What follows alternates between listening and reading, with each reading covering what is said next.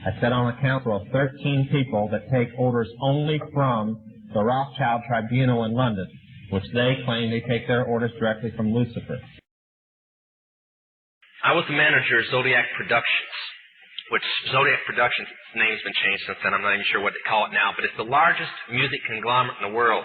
It owns RCA Records, Columbia Records, Motown Records, owns almost all the concert booking agencies in the United States. And that's not even the name of the company that owns it. The name of the company that owns it is Brenner Enterprises, and Brenner Enterprises is owned by Chase Manhattan. Chase Manhattan's owned by Standard Oil, and Standard Oil's owned by the Lords of London. You can track it on back. You kind of get the idea after a while. But I was the managing president of Zodiac Productions. It's one of my jobs as being one of these 13 people.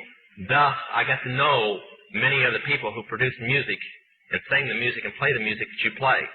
Now, one of the closest friends that I got during that time that I obtained was a man named David Crosby. Crosby, Still, Nash & Young. I saw David the day before Christmas last year, talked with him. I got him away from this witch that he had with him. He told her to go shopping. We were in West Hollywood, and I was witnessing around to people I knew. We went off in this store, and we started talking. I said, David, I'd like to ask you a couple questions. I said, I already know the answers, but I've been gone for 5 years. I'd like to know if certain things are still the way they were when I left. I said, now I'll have to explain some of this when I'm done, because you're not going to understand it all unless you know something about music. I said, do they still take the master to the temple room? Dave said, yeah. I said, do they still have the coven conjure demons into the master? He said, of course. I said, now, I got to know something. What's the main reason for rock music? He said, come on, Lance, you know what the reason is. I said, please, David, I don't want to guess. Tell me what the main reason is. He says, the same as when you were in, so that we can play spells on people that we couldn't cast spells upon. I'll explain what that means in a minute. I said, okay, one last thing. I've been hearing that you must be an initiated witch now to get a record contract. He said, that's right. He says, many of us that weren't total witches have to be witches now in order to produce music. I said, thank you. The master is a tape about as big as the top of this podium that looks like an overgrown 8-track that the album is cut on and is placed in a machine that produces and presses the records and the 8-tracks and cassettes that you buy. After it's been recorded, it's taken in. This is why a master is cut months in advance before it's released. On the full moon, it's taken in to a temple room about the size of this auditorium that is in every one of the major music companies, behind locked doors up in the executive offices. And it's placed on an altar, setting in the north of the room, and a pentagram engraved in the floor.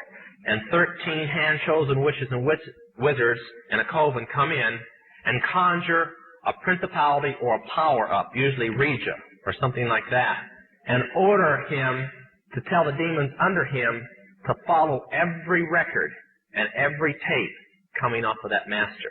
As I tell many Christian parents, you can go home and count your kids' records, probably yours too, and count how many demons at least are there. If that's too hard for you to believe, I'm sorry. That's why they do it. Now listen to me. This is why rock music's addicting. Have you ever seen kids that got rid of their music? They go around like this. They can't wait to find a rock station somewhere, and they sneak off just like getting a cigarette or a fix, because it's addicting. That's why they can't give it up. The rest of the conversation was this. You can't cast a spell on a Christian, but you can get a Christian to cast a spell on themselves. If you give the permission for the spell to work, being a Christian won't block it. And rock music is not just a song. It is supernatural music that which is carefully designed by their spirit guides or familiar spirits in the form of spells. When you're in the first and second level, you have to learn over 2,000 words that said by anybody else mean something totally different than when you say them. Elton John has said he's never written a song or sung a song that wasn't in which language. And I want to show you something. See how many kids in here will be honest and adults. How many remember and have heard at least several times a song called Hotel California? Somebody tell me what it meant. Quickly, somebody tell me what it meant. Huh? That's pretty close. But from the words, what did it mean? Well, that's more of a guess. See, most people can't tell you. That's why when people do drugs and they listen to songs in which language, they get some of the meaning. But most of the time, they can't tell you. Stop and think how many songs are out there that you really like, and you don't have any idea what the person was talking about. Beyond the Yellow Brick Road?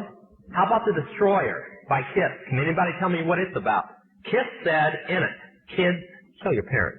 They're talking about Helter Skelter. Beatles sung Helter Skelter in which language? Nobody knew what it meant. Manson did because he belonged to the process. Helter-skelter is a several thousand-year-old word. Most of the music is either about helter-skelter or a place called the Night Winds, which is what Hotel California is about, and different doctrines of witchcraft.